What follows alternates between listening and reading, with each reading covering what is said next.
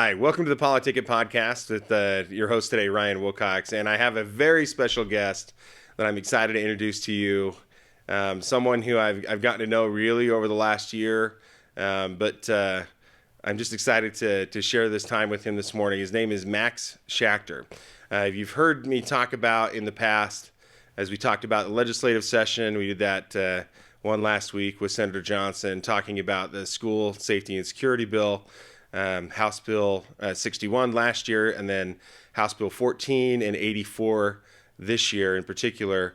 And a lot of that, frankly, that experience that we had in Parkland, Florida, that we referenced in that conversation, really changed the direction of that bill. It changed in a lot of ways the details of the approach and what we considered and what we focused on as we studied the disaster that happened on Valentine's Day in 2018 at Marjory Stoneman Douglas High School. Max is the man who invited us to Florida. And so I want to thank you out of the gate for your commitment to making sure that this kind of disaster doesn't happen again across the country. That's why Max is here today, is that he's speaking at the University of Utah campus safety conference tonight and tomorrow. And we'll have a chance to hear from him there as well for those that are working on this subject. But more than anything else, the first time I actually met Max in person, and I'd seen this before, but Max was wearing a T-shirt, sort of a famous one now, I think, with the giant picture of his son Alex on it. And so more than anything else, I think of Max as a dad and just a really committed and dedicated father. And so I can't say enough good things about Max. I'll probably stop doing that and just let him tell you whatever he wants you to know about him. Thanks for having me, Ryan. You know, in October, we had over 200 school and law enforcement officials come to Parkland and walk through the site of the Parkland school shooting, and it was your delegation that you led with General Burton that brought the largest group from any state through the site. And I really want to thank you for coming to Parkland and for bearing witness to what happened to Alex and the 16 others that died on that horrible Valentine's Day. And then you took all those lessons learned and you brought them back to Utah and have implemented a huge school safety bill. So, the people in Utah, owe you a debt of gratitude and thanks for doing everything you're doing to protect their children in school and make sure that a Parkland never happens here. Thank you for reminding me of that. I didn't realize that we had such a large delegation compared to the other ones there. But, I remember, there were so many things about that day. I remember my flight got switched. I ended up flying into a different city, and it was a red eye. The rest of the delegation got to go to dinner the night before and, arrived earlier in a normal flight. And I had about an hour of sleep in the hotel. And so I missed going over to the Eagle Mental Health Center. Yeah. And instead, I went straight to the school. I just woke up, ate breakfast after my hour nap, and went straight to the school. And we had the tour that day. And the rest of my delegation was there for about 2 hours. And when I left that evening and before we went to dinner, I just happened to look at my time tracker on my phone, and apparently I was in that school for over 6 hours. Wow. Right? I couldn't leave that day. And as we're in a podcast format, I want to try to convey to folks not just what we saw, what is there, but as best I can. I have 20-something pages of notes from the walkthrough, right? And over 40 pages of notes in here from the day, wow. Right? But it was, how do you convey something like that, right? We weren't allowed, for very good reason, to not, to carry our phones in or any recording devices or anything like that. Because it's simultaneously this terrifying and sacred place. Yeah. Like a memorial of this disaster, but also of the lives that were lost. And some of the things that I wrote down from that day that I saw in that building were just unbelievable on their own. And I don't think anybody had seen like my little electronic book. You guys always see it here on the podcast. But that's how I document everything. And the security team there was always worried that I had some like recording device. I'm like, no. And I'm just like furiously, writing everything I could remember that I needed to know. But one of those things that I will never forget is standing in that classroom where your boy was murdered, and where we lost Elena and Alyssa. Yeah. I wrote down one of the things I wrote down in my notebook that day when we first walked in, and I realized where we were, because it took a minute.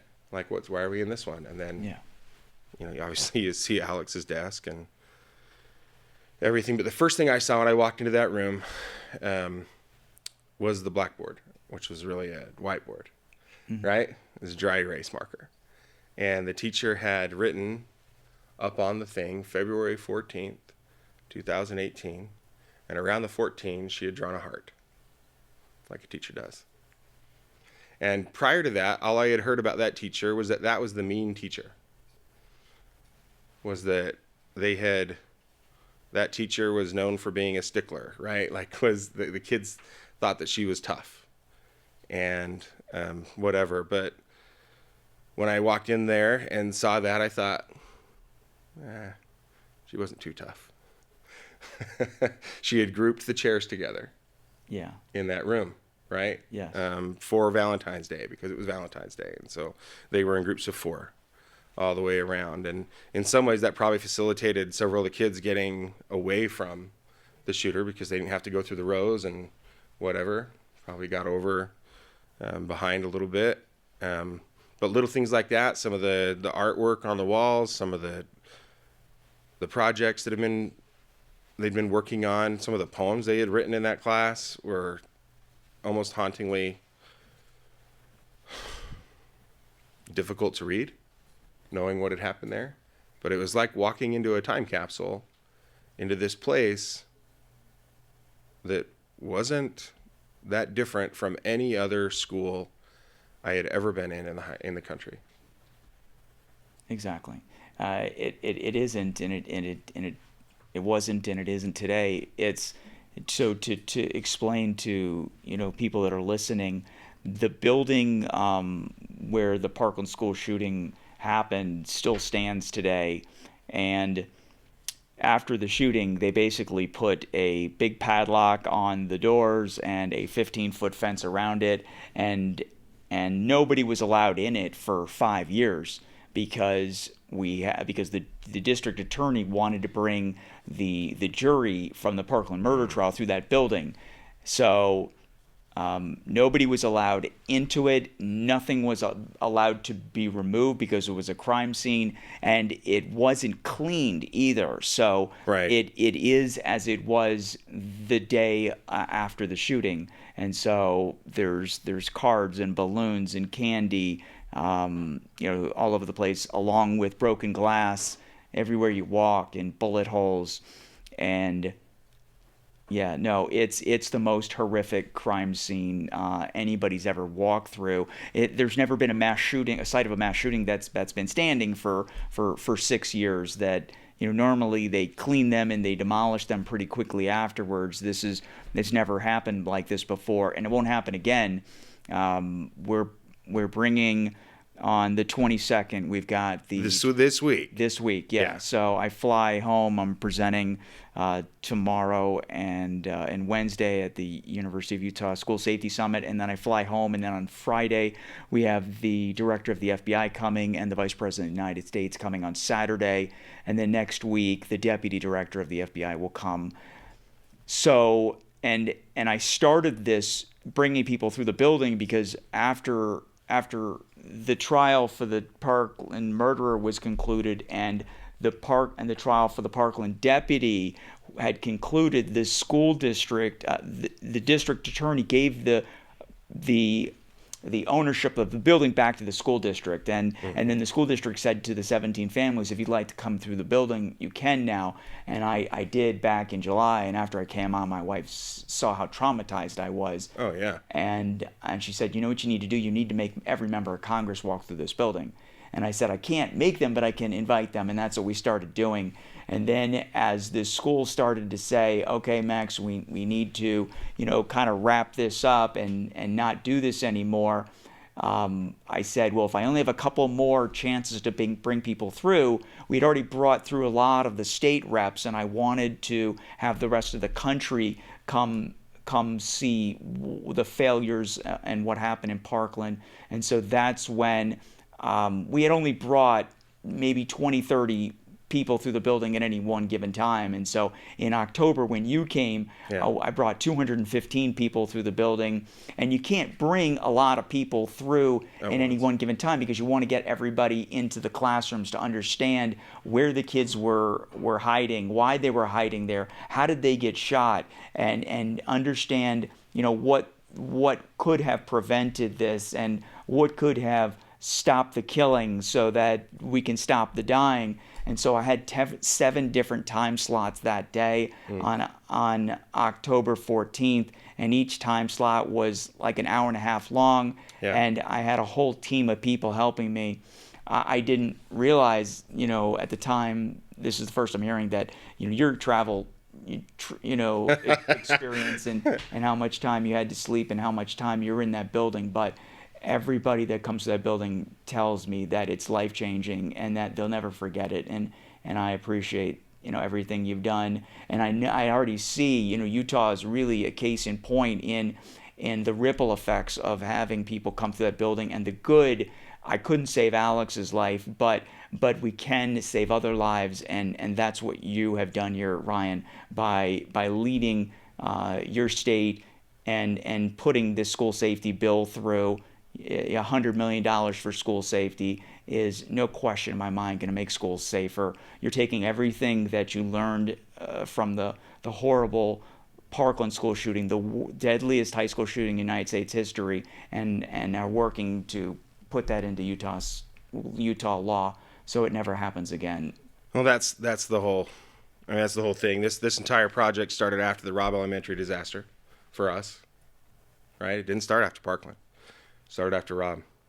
And I don't know if that's because it was in the West. I don't know if that's because of any other thing. But right now, where we're at, in large part, is due to those of you who have been willing to go into those dark places with us to help us to understand why and how. And really, what I want to get to next, we're gonna take a break here.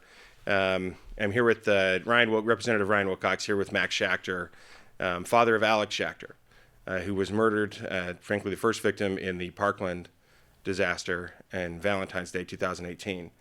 And we're grateful to have him here. We're going to come back and we're going to talk a little bit about why that matters and what those lessons were that we learned from Parkland specifically that led to this, and how Max has been able to turn that difficult understanding of why Alex was killed and how that happened into saving kids around the country. Again, Ryan Wilcox and Max Schachter here on Politicket. Thank you.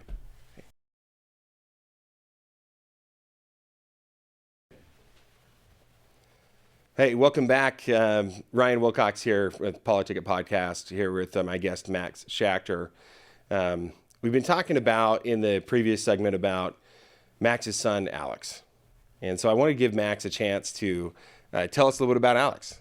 I told you a little bit about the shirt, and so I know he was in the band, and I talked to you a little bit about it, but why don't you introduce Alex to everyone?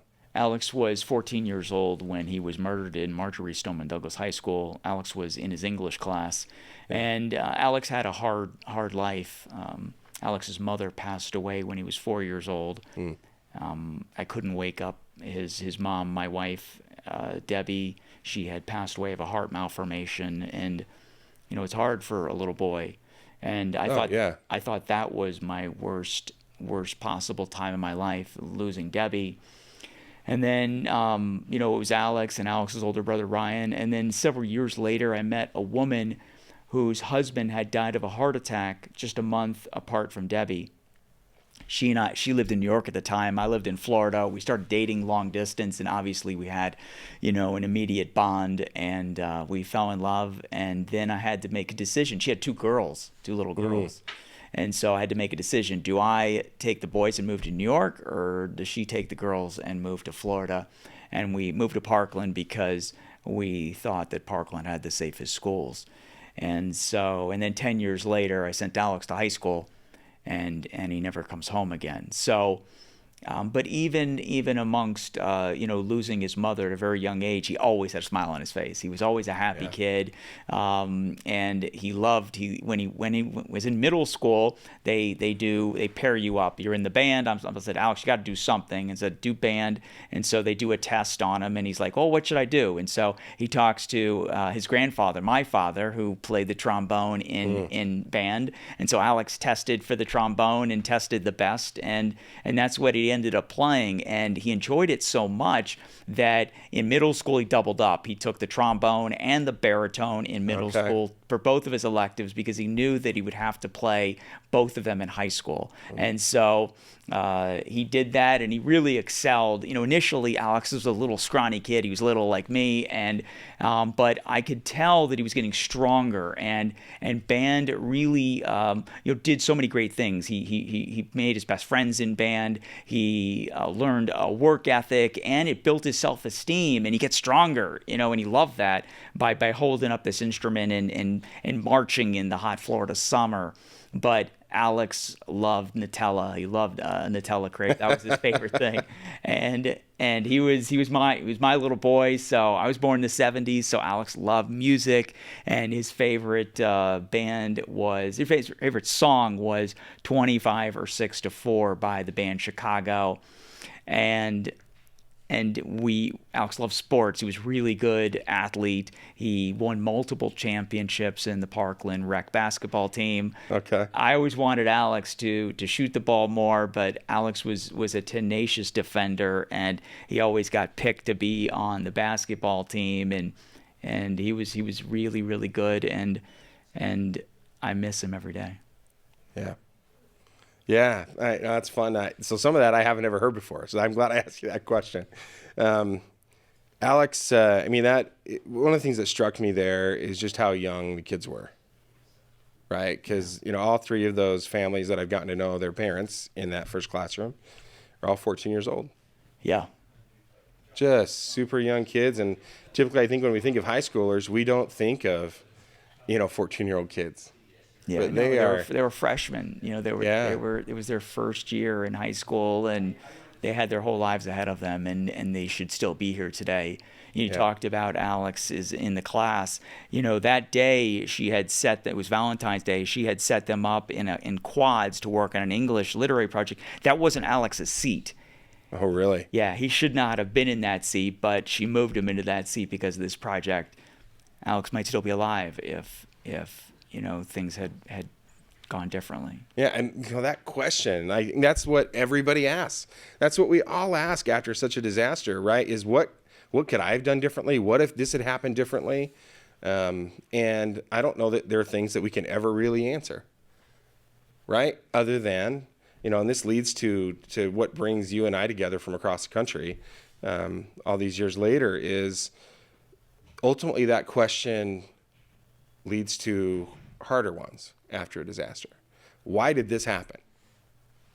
What could have prevented this?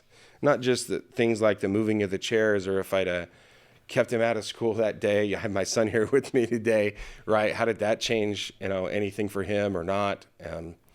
But what led to this? What decisions were made that created those conditions? Well, the greatest tool we have to prevent acts of targeted violence, the U.S. Secret Service uses to prevent, to protect the president, and the Capitol Hill Police uses it to protect members of Congress. It's threat assessments, and we started implementing threat assessments, years and years ago.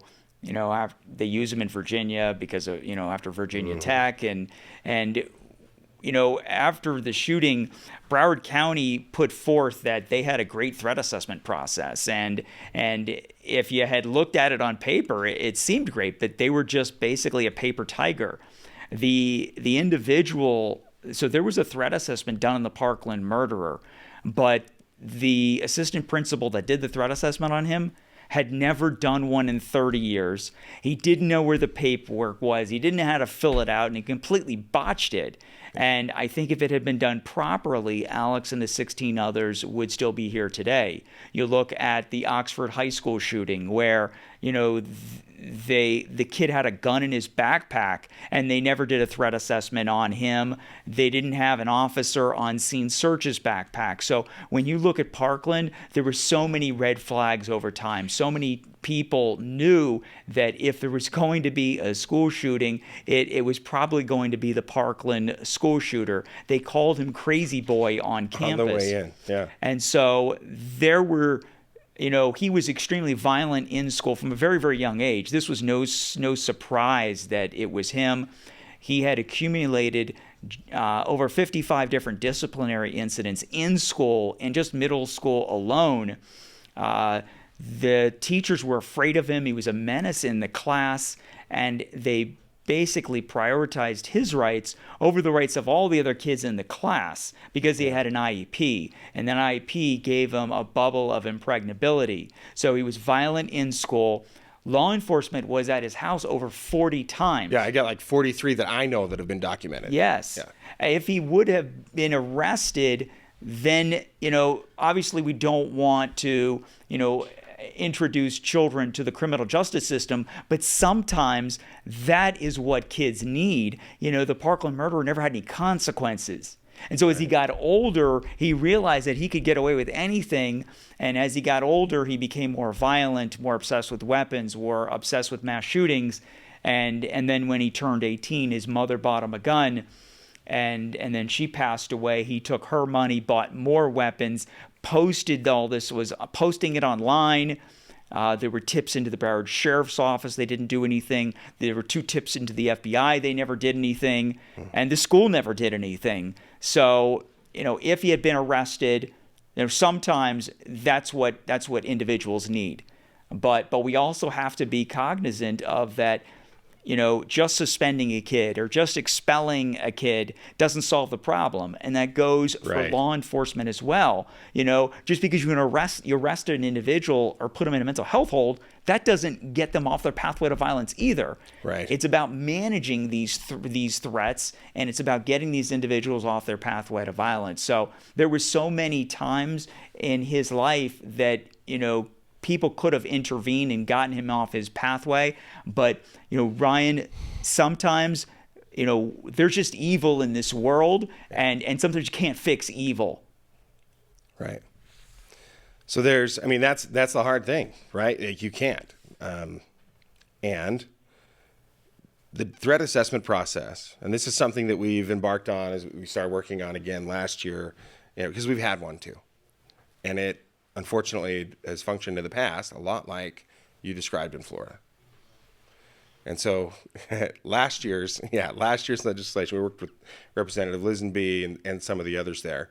But what we ended up doing with that is requiring a multidisciplinary team from the school, right? And from the community. So including law enforcement, including relevant teachers, including the counselors, including administration, who were all responsible for that kid to take a look at this. So we didn't require in House Bill 14, we didn't require immediate expulsion. We didn't require immediate suspension. We required one or the other. If you make a threat to kill your classmates, one of those 2 things is going to happen. And varying levels of severity. But more important than that is that this multidisciplinary team will now take a look at that case on an individual basis and make sure that we're not just handing it off or not just kicking them out for no reason without any resources, that we're following up, that they get the mental health support that they need, that they get whatever that is. And that's a huge change for us, right? And that's one of those that came out of this. I think one of the hardest lessons, and one that I wasn't prepared for from Parkland, from a policy standpoint, I had always blamed that thing on the SRO in my mind. And I didn't realize that I had really done that. But in my mind, in the story in my head, from reading about it and studying it, I had always blamed it on that guy because he was the only guy that could have stopped it, and he sat outside and made up excuse after excuse. The story changed over and over again in the press, and every time there was a conversation. And I had sort of blamed it on him. I wasn't prepared to understand the depth of frankly, the deception, the falsified data, the non-reporting, when they of the stuff that they were supposed to report already. It wasn't even really possible for parents to understand why this had happened or how this had come about because of those factors that institutionally, the district itself and law enforcement, that were somehow colluding in this, and this push towards juvenile justice reform that removed accountability completely, even from the most dangerous scenarios and students. It made it impossible for those conditions to allow for remediation or preventing something, and instead facilitated it. I wasn't prepared for that. There was a culture of complacency on that campus starting at the top. And, the principal, when we interviewed him and we asked him if there was a threat to shoot up your school, did you expect to know about it? He said, no, not really. That's not really my job. That's somebody else's job. When we asked him how many threats were there to shoot up your school, he had no idea. So I think it all starts at the top. It starts with leadership, and it starts, and that's been my mission in life after the shooting, is to communicate and get out this sense of urgency that, and you've articulated this very well at the press conference in the Capitol, that we've been lucky and it hasn't happened here, but learn from Parkland. Don't wait till afterwards to implement the lessons learned. You've got to, number one, identify the threat, and number two, you've got to respond to the threat, and you've got to be able to communicate that threat. And it's those three pieces of the situation that you're tackling and dealing with. Well, again, Ryan Wilcox here with Max Schachter. We're going to come back in just a minute and talk a little bit about how Max has been able to turn this tragedy into that mission and what that looks like for both Florida, for the other states around the country. I think we're up to 6 different states now that have passed legislation studying this, and several others that are under development. But we're going to talk about what that means and what Safe Schools for Alex is all about.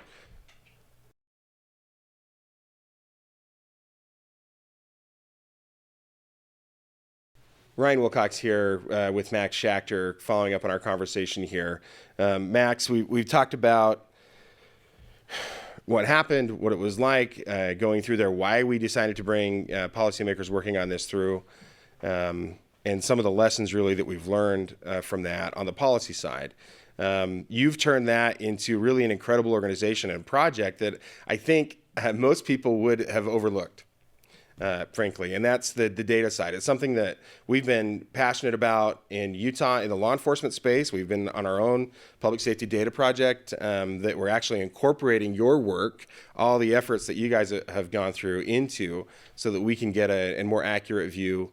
But we talked to us a little bit about Safe Schools for Alex, why that exists and what you're hoping to accomplish. So Safe Schools for Alex's main initiative is to provide parents and schools information and to use data to make schools safer. And the reason we came to this purpose is because after the shooting, I realized I have 3 other kids, and I wanted to make sure that nothing happened to them. I wanted to make sure that their school was safe. And so I sit on the Marjory Stoneman Douglas High School Public Safety Commission. That's the commission that investigates the shooting. And what we found was that after the shooting, we found out that Marjory Stoneman Douglas was reporting zeros across the board in all these school safety incidents. SRO of the year. Yeah, exactly. Yeah. So when parents went to go look at this data like I did, it was just in a massive Excel spreadsheet with millions of cells of data.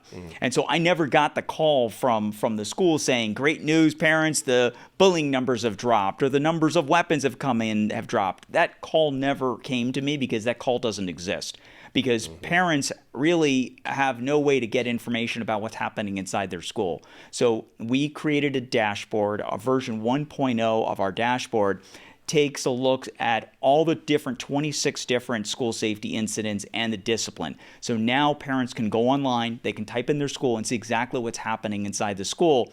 And schools can look at the dashboard to see, now every school has their own data, but how do they know if their numbers are high or low or good or bad unless you're really looking at the big picture, unless you're able to compare your school to the other schools in the district or the other schools in the state, you really have no idea. And so through data, we hope to make schools safer by providing transparency to parents and teachers in schools so that we can use this information in real time to make adjustments, to surge resources into schools that need it most. Yeah, well, I want to talk about the importance of the real-time thing. And, we've had a requirement, just so everybody knows, here in the state of Utah, that schools had to report their safety data.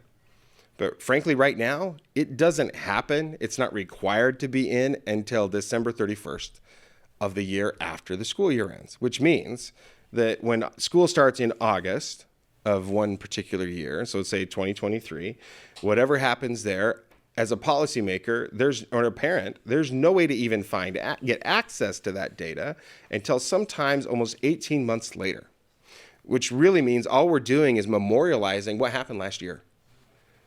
It's impossible to respond in real time. And so when you're talking about dramatic increases, we have one of our schools here in Ogden who's at a dramatic increase in gang activity and violent behavior this year. And I know about it because I've been involved in this stuff. But I guarantee you, most of the parents don't. Nobody else knows about it. Nobody else knows about it because this doesn't exist yet, because we just barely passed it and the governor signed it last week and it hasn't officially happened yet, right?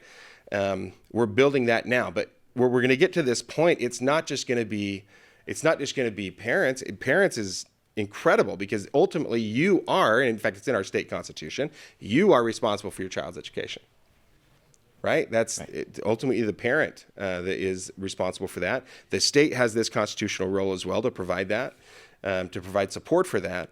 But you can't do that without informed decision making, without the right information to do it.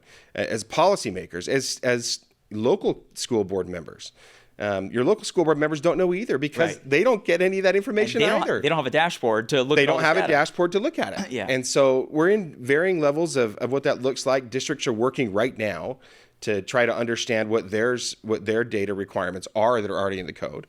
And there hasn't been any consequence in the past either, frankly, in Utah, if they didn't even send it in. And so we do have scenarios like that throughout Utah where they're big fat zeros that I know aren't possible. Sunlight is the best disinfectant, and transparency will breed more accurate data. People need to know what's happening, and just by shoving that, Marjory Stoneman Douglas did the same thing. They shoved everything under the rug to show zeros, and your school is less safe by doing that. And so I don't care if schools have high numbers. I want it to be accurate. We have some schools that are the safest schools because these principals are conscientious. They take this very, very seriously, and they care about this issue. So this is crazy important, and frankly, it's going to require all of us to make sure that this is a priority for our local districts. There's a lot of our superintendents, there's a lot of our schools, our administrators that are scared of it, frankly, that are worried about what this looks like, and they understand that they're in a competitive environment and they don't want to be the school that shows up with all of these issues. And so that creates a natural incentive to underreport, right? But the reality is the best ones are reporting. And so their numbers often show high. And I gotta say, one of those is the Ogden School District, where we happen to be recording from today.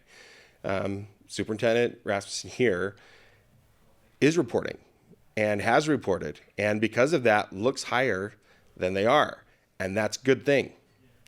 I want him to do that. I want him to be incentivized to tell us the truth. Because only when we have the accurate information, then we can make the appropriate policy decisions in real time. So when there is a problem with violence increasing or gang activity or whatever it is in a particular school that is threatening the safety of our most precious assets, we can respond in real time. We can respond with the school district. They can respond. The local law enforcement team can respond. The local mental health unit can respond. And so can policymakers on the state and national level. So information, as Max has said, is key here, but it helps us because it allows us to help our kids who need it helps us to keep them safe. It helps to keep them insulated from whatever the crazy is going on in the rest of the world. And I can't thank you enough, Max, for helping to solidify us down that path, helping to do all that work on the back end in the wake of this disaster, so that we keep our own kids safe. And I know that's where your heart is. I know that's what the mission is, and that's why you're here today. So thank you. Thank you, Ryan. Yeah. And this is Representative Ryan Wilcox with the Politicket Podcast with my special guest today, my friend Max Schachter, in honor of his son Alex, with everything he does. And we'll do our best to get this one right, because we have to. Thank you. Thank you, my friend. Thank you.